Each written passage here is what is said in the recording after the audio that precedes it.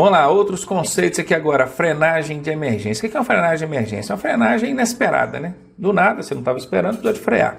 Bloqueie o corpo firmando o pé esquerdo. O bloquear o corpo firmando o pé esquerdo é aquele lance que eu falei. Lembra do automatismo correto? Quando eu falei, fica com o pé esquerdo no assoalho do veículo, que é para firmar, para dar firmeza. Você afunda o pé lá, cola as costas aqui no encosto, pronto, você está firme. O seu pé direito fica livre, você trabalhar entre acelerador e freio, e a mão direita, e as duas mãos, né, obviamente, livres para você trabalhar com facilidade no volante, marcha, o que precisar. O que mais? Mantenha o veículo em linha reta. Numa frenagem de emergência, evite virar o volante. Se virar o volante, tende a rodopiar o veículo, às vezes até capotar, dependendo da velocidade e do comportamento que você estiver ali na direção. Freie fortemente. Claro, se é uma frenagem de emergência, tem que frear com força mesmo. Agora, presta atenção no seguinte. A força sobre o sistema de freios não pode ser superior ao atrito dos pneus com o pavimento. Ah, Ronaldo, mas como é que eu vou saber isso? Bom, isso é treino. O cara que tem vivência, tem treino, tem prática, anos de direção, ele já freou várias vezes, então ele tem bem a sensibilidade do pedal. Ele sabe até qual força ele pode pisar sem travar as rodas. Se bem que hoje em dia, nos veículos mais novos, a gente já tem o freio ABS. O freio ABS não deixa as rodas travarem, tá? Então não precisa ter esse medo, não. Chapa o pé no freio e deixa que o ABS resolve o resto. Por que as rodas não podem travar? Acho que eu já falei isso aqui no curso de direção defensiva mesmo. Porque rodas travadas, você perde o controle da direção. Imagine que tem uma criança lá na frente, entrou de uma vez na frente, aí você freou. As rodas travam e o carro arrasta os pneus. Chega na criança e o carro ainda não parou. Então você tenta virar o volante e o carro não obedece a direção, atropela a criança. Com o ABS isso não acontece. Pode chapar o pé no freio que as rodas não vão travar e você vai manter o controle da direção. Bacana? Então tem ABS? Menos mal. Não tem ABS? Controla esse pé no freio aí. Freia forte porque tem que parar. Mas cuidado para não travar as rodas. Percebeu que a roda vai travar? Folga um pouquinho o pé do freio, depois freia de novo. Só dá aquela repicadinha assim no pedal. E a próxima dica é exatamente essa. Se as rodas travarem, alivie o pé do pedal de freio. E por fim, aquela dica muito importante que eu já falei também anteriormente, só acione a embreagem ao final da parada. Porque se você acionar a embreagem no início da parada, você corta o chamado freio motor. E aí o veículo vai depender só do sistema de freio de serviço, que é o que se aciona com o pé ali para parar. Pisando a embreagem só no final, aí o motor também ajuda na redução da velocidade. Consequentemente, você vai parar mais rápido com maior eficácia. Passando em alagamentos agora. Olha, engrene a primeira marcha e passe acelerando bastante, que é para evitar que entre água pelo escapamento. É isso mesmo, meu amigo. Se você coloca uma segunda ou uma terceira, o veículo já perde um pouco de força. Imagina, seu veículo está empurrando a água para poder tentar sair do lado de lá. A primeira, além de ser uma marcha mais forte, que dá mais força para você empurrar essa água e sair com facilidade, a primeira, quando você acelera muito, o motor trabalha muito e joga muita compressão pelo escapamento. Muita compressão saindo pelo escapamento, menos água que vai entrar, ou então água nenhuma, dependendo da quantidade de se acelerar. Menos água vai entrar no escapamento e evita aí do motor apagar por conta de água voltando pelo escapamento. Não mude a marcha durante a passagem pelo alagamento. Claro, né? Você não vai fazer uma besteira dessa. E não passe por alagamentos cujo volume d'água esteja acima da metade da roda, tá? Não é muito fácil saber se está pegando pela metade da roda, não. Observe outros veículos passando. Se o outro veículo passou, você viu que tá, ó, a roda está aqui, né? O meio da roda está aqui. A água pegando até o meio da roda aqui, bacana, né? Até aqui tranquilo. Agora, se a água está passando do meio da roda, não entra não, que é roubada, tá? Aí é pedir para ter problema. Passando agora por nuvens de fumaça. Interessante que essa semana rolou bastante aí nas redes sociais um acidente de engavetamento de veículos, um veículo batendo atrás do outro, por conta disso aqui, ó, fogo às margens da rodovia, fumaça, o camarada entra, quando chega no meio da nuvem de fumaça, ele não consegue enxergar nada e pisa no freio. Aí quem vem atrás acerta a traseira dele, não tem outra, né? Mas então, evite passar quando a fumaça estiver muito densa. Se não estiver enxergando nada, você não vai entrar, né, meu amigo? Para bem antes, espera o vento virar, depois você vai. Caso seja inevitável, né? Você viu, você já tinha destampado dentro da nuvem de fumaça? Acenda os faróis, acenda as luzes do veículo e feche os vidros para evitar de entrar fumaça no carro e passe devagar. Devagar não é parar, tá? Aqui, ó, não pare dentro da nuvem de fumaça. Se você parar ou frear bruscamente aqui dentro, a chance dos outros bater na traseira do seu carro é enorme. Porque se tá ruim para você ver, para os outros também está. Bacana? Então, algumas dicas aí em relação a nuvens de fumaça. Para motociclistas agora, fatores de risco. Agora eu já estou falando para você, tá, motociclista? Você quer tirar sua habilitação aí para moto. Mudança constante de faixa. O motociclista, justamente por estar conduzindo um veículo mais arrojado, ele muda muito de faixa. Então preste muita atenção, movimente a cabeça também, tá, motociclista? Não confie só nos retrovisores. Outra coisa, não altere aqui os retrovisores. Tem gente que tira o retrovisor original do veículo e coloca um retrovisor pequenininho. Inclusive, eu quero até falar para vocês o seguinte, sabia que existe o retrovisor, aliás, da motocicleta? Ele é chamado de retrovisor convexo. O que é um retrovisor convexo? Vou tentar desenhar aqui para você na tela para ficar mais fácil, olha. O retrovisor, ele é o espelho. Se ele for plano, ele vai refletir a imagem exatamente do jeito que ela é, na mesma distância e tamanho. Existe espelho côncavo. O espelho côncavo é isso. Olha, ele é como se fosse uma concha assim, ó, voltada para o lado da imagem que ele está refletindo. O espelho côncavo aumenta o tamanho do objeto e aproxima também o objeto. Então, quando você olha uma imagem refletida no espelho côncavo, ela parece que está muito grande, parece que está muito perto, mas na verdade não está. É o formato do espelho. Só que esse espelho fecha muito o campo de visão. Por isso ele não é utilizado em retrovisores de veículos, muito menos de motocicletas. Nas motocicletas e outros veículos é comum de usar o retrovisor convexo. Ele faz isso, ó. Ele é o contrário do côncavo. A barriguinha dele é assim, ó. O que é que o convexo faz? Ele amplia o campo de visão. Ele abre o campo de visão. Prestou atenção? Só que esse objeto, que seria desse tamanho aqui, ele vai ficar desse tamanho aqui, ó. Pequenininho. O convexo abre, amplia o campo de visão. Isso é bom. Você consegue ver mais coisas, correto? Mas ele passa a falsa sensação de que o objeto está muito longe. Então, você olha pelo retrovisor de uma motocicleta, você consegue ver um campo bem aberto. Mas aí você olha, parece que o automóvel está vindo longe, na verdade ele já está bem perto. Então, preste bem atenção nisso, tá? O retrovisor convexo, vou até escrever aqui, ó, convexo, ele amplia, abre o campo de visão. Mas o objeto que você está vendo aqui está mais próximo, aliás, ele fica mais longe, né? Ele projeta mais longe. Ele dá a falsa sensação de que o objeto está mais longe. Aí, na verdade, não está tão longe assim. Bom, entendido aqui, explicado o lance do retrovisor. Por isso que não pode mudar ali o retrovisor da motocicleta, né? Porque senão acaba tirando ali todo o resultado da ciência, da ergonomia, né? Que estudou para encontrar ali um espelho melhor para ser usado. Aí o cara vai e troca, bota o pequenininho que ele acha mais bonitinho, mais play, né? Mas é errado e dá multa, tá? Velocidade incompatível com a segurança. Na maioria das vezes ele quer passar no corredor aqui correndo. Problema nenhum passar no corredor, mantendo a distância lateral de segurança, né? E passando devagar com cuidado não tem problema. Mas e a velocidade incompatível? Aí é complicado. Ultrapassagem pela direita, o motociclista faz muito isso, cuidado com isso. Transitar em corredores de veículos, já disse que pode, não tem nada que proíba na legislação. O único problema é o não manter a distância lateral. Não mantendo a distância lateral e passando correndo no corredor, aí você está correndo risco e colocando os outros em risco. Não respeitar as distâncias regulamentares de segurança, aí já envolve diretamente a distância lateral e frontal.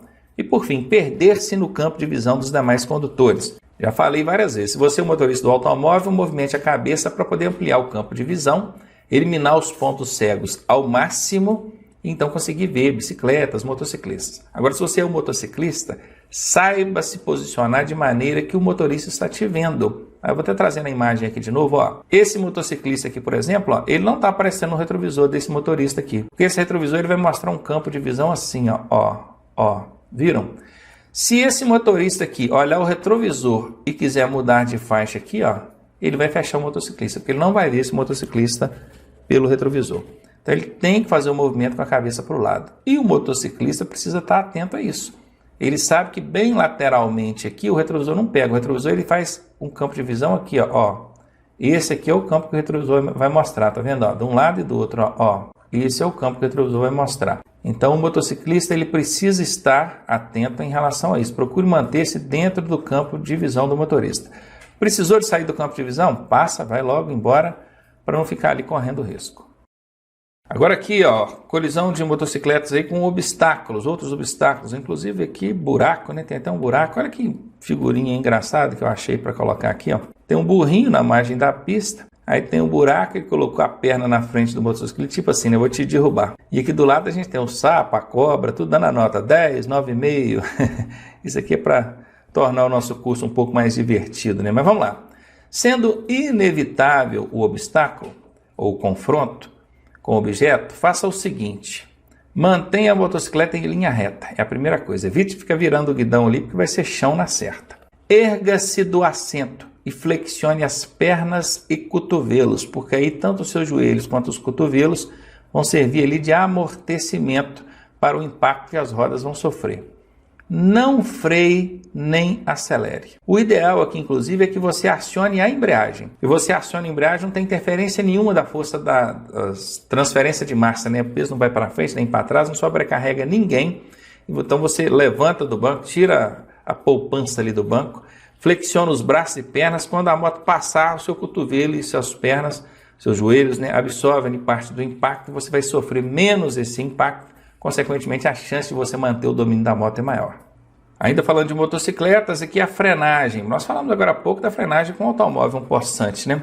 Um erro muito comum para quem está aprendendo a andar de moto é achar que não pode usar o freio da frente. Presta atenção nisso aqui, ó.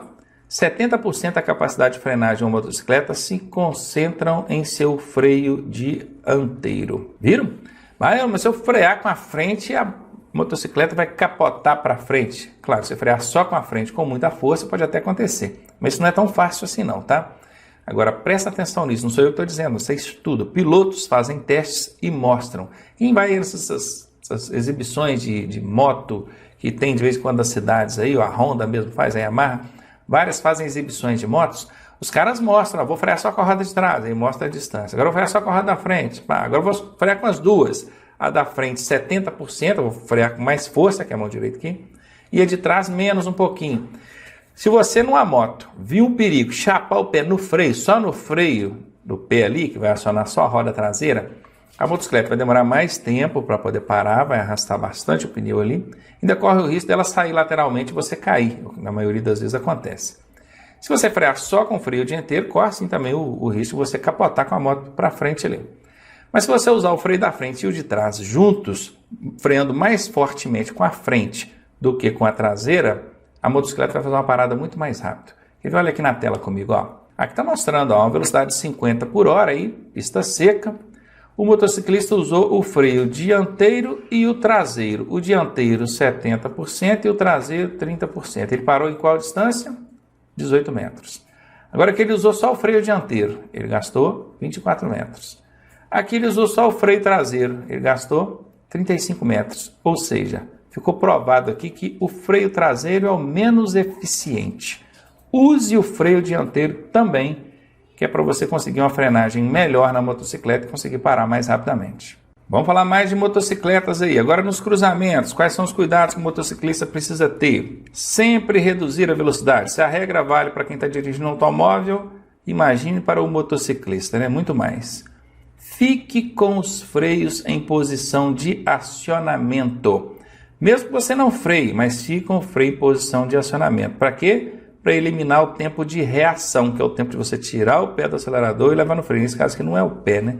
É o tempo de você tirar a mão do punho e levar na manete de freio.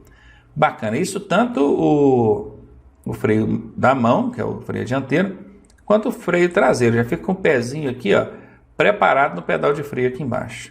E aqui tem uma outra dica importante, olha. Ao cruzar a pista, olhe primeiro para a esquerda. Por que eu tenho que olhar primeiro para a esquerda? Lá na parte que eu falei de automóveis, eu já dei essa dica. O bom é que aqui vai ficar melhor representado. Ó, você está aqui na sua motocicleta, imagine que essa setinha é a sua motocicleta. E você vai chegando no cruzamento, no momento que você vai transpor, eu vou até fazer aqui, ó, você vai transpor essa via. Você vai pegar daqui e vai atravessar para lá, não vai? Só que essa via que você vai transpor, ela é dividida em duas faixas. Tem a faixa da esquerda e a faixa da direita. Qual faixa que você vai invadir primeiro? A da esquerda. Então é óbvio que você vai olhar primeiro para a esquerda. Ah, Ronaldo, mas quando a via for de mão única, só vem carro da direita. Bom, Aí é claro que você vai olhar primeiro para a direita, tá? Nós estamos falando aqui de uma via de mão dupla, que é a maioria que a gente encontra aí no trânsito. Então tá aí mais uma dica para você, vai transpor a área de cruzamento? Olha primeiro para a esquerda, porque é essa faixa aqui que você vai invadir primeiro. Adversidades aí de clima para o motociclista, tem que estar preparado, não esteja preparado para situações como chuva ou frio. Mantenha o capacete e viseira em bom estado de conservação e uso e utilize vestuário adequado como botas, luvas, calças compridas, blusa comprida reforçada com a blusa de couro, ajuda muito. Eu mesmo não tive dúvida, comecei a andar de moto logo lá com os meus 18 anos, até hoje eu tenho essa jaqueta. Ela é de couro de crocodilo australiano. Eu costumo brincar assim, gente, eu nunca vi um couro tão bruto, tão pesado igual dessa jaqueta. Compensação, se eu cair ali, eu posso até quebrar um braço, alguma coisa, mas relar não vou relar mesmo, porque a jaqueta é grossa, é loucura. É o tipo de roupagem que a gente tem que usar para poder andar de moto em rodovia ou onde você vai desenvolver uma velocidade maior que 50, 60 por hora, não é? Porque aí você está protegido. Ah, o CONTRAN ainda não regulamentou essa roupagem. Ah, bacana, quer dizer que obrigado você não é. Mas e a sua segurança? Aqui nós estamos falando de direção defensiva, não é verdade?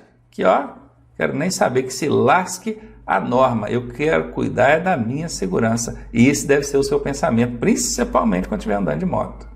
Pilotando à noite, certifique-se de que a motocicleta está com a parte elétrica, envolve farol, setas, em condições adequadas de uso. Diminua a velocidade, redobre a atenção, claro, porque está à noite, a visibilidade é prejudicada tanto para você quanto para os outros. Para diminuir o ofuscamento, que a gente sofre demais, tá? Motociclista sofre muito com o farol alto dos outros, vindo de lá para cá. O pessoal não tem a educação de abaixar o farol para a motocicleta.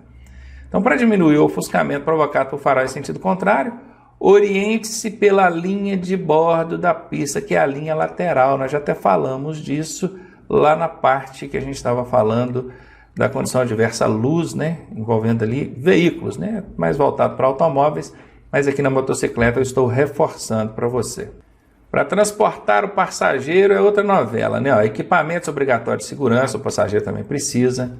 Banco suplementar atrás do condutor ou em carro lateral, que é aquele carrinho acoplado, é o lugar certo para transportar o motociclista.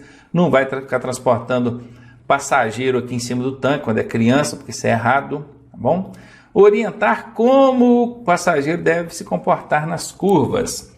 Gente, quem anda, quem pilota a moto sabe disso. A moto, você vai fazer uma curva, você não vira o guidão dela, não, igual de bicicleta, não. A moto, você deita ela, você joga o corpo para a direita, ela faz a curva para a direita. Você joga o corpo para a esquerda, ela faz a curva para a esquerda. Se quem está lá atrás não tiver sido orientado e não tiver hábito de andar em garupa de motocicleta, na hora que você, piloto, jogar a motocicleta para a direita, ele vai jogar para o lado oposto. Aí ele te arrebenta. Porque você precisa jogar a moto para a direita para fazer a curva, ele joga para o outro lado, você não consegue fazer a curva e o acidente acontece. Então oriente ele. Pergunta a pessoa, você tem experiência para andar em garupa de moto? Não, não tem. Então é o seguinte, moto não vira guidão, eu preciso tombar ela. Quando eu tombar para a direita, você vai junto comigo, tá? Ah, mas não sei muito bem o jogo aqui. Então, ao invés de você segurar na alça atrás, segure aqui na minha cintura, que você acompanha meu corpo, ó. Tá? Não fica com vergonha, não. Se for homem agarrando, é melhor agarrar na sua cintura do que vocês dois caírem, tá? Não se preocupe com isso, não. Isso é o de menos.